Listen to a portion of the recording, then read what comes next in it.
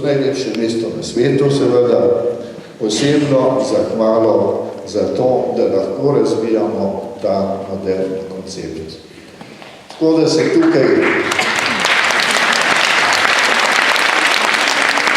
vsem vam, ki ste kot prostovoljci aktivni v dnevnih centrih, ker če ovrednotimo vaše delo po pravilih, ki veljajo za to področje, vam moram povedati, da svojim delom pokrivate že skoraj polovico stroškov, ki seveda v tem projektu nujno nastanejo.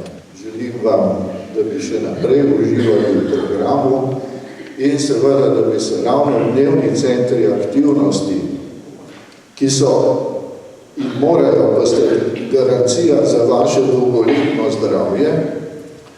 Ne moram še citirati, pred mesecem dni je bila na Japonskem v Kobiju globalna konferenca Svetovne zdravstvene organizacije, kjer je nek japonski profesor govoril o frontalnem korteksu, se pravi sprednjem režnju možganov, ki je rekel, da je bistven za to, da ostajamo zdravi telesno in mentalno, seveda ga je pa treba vaditi. Vaditi ga je treba z druženjem, z govorjenjem, z pisanjem, s petjem, z učenjem jezikov. Pravi, to je garancija, da bomo daleč v visoko starost mentalno pri sebi in telesno sposobni še poskrbeti. Jaz sem prej seveda pozabil povedati, med najbolj zaslužnimi oblikovalci teh naših programov so seveda naše strokovne vodje. Oni so bile tiste, ki sem jih naučil pa eno stvar. Ker so me sprašvali, a ne naredimo to, a ne naredimo ono, sem rekel, poskuste, če rata, rata, če ne poskuste, ne rata. Skratka, sem pa za gospoda župana pripravil tisto izhodišče, ki sem ga že povedal, da so namreč dnevni centri en kamenček v mozaiku podpornih ustanov v Ljubljani, ki je najlepše mesto na svetu in vabim gospoda župana, da boste povedali.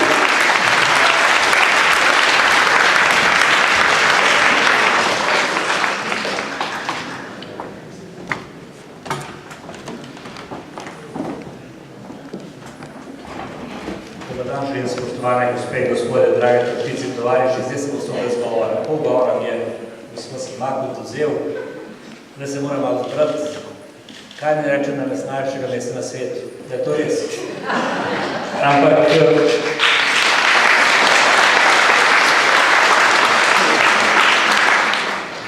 iskrene čestitke za prvih 10 let. Sem se pripravil in primerno obleku, ker sem rekel 10. obletnica, zdaj bomo tu telovadili, bomo plesali, bomo peli. In sem rekel, zdaj se pa pripravim, da gremo v nov center sedmi graditi, ki se že gradi. Prvi steber je že postavljen, tudi v Zalogu, garaža narejena, se pravi drugo leto, marc, mogoče april, najpozneje pa 9. maja bomo odprli še sedmi center v Zalogu.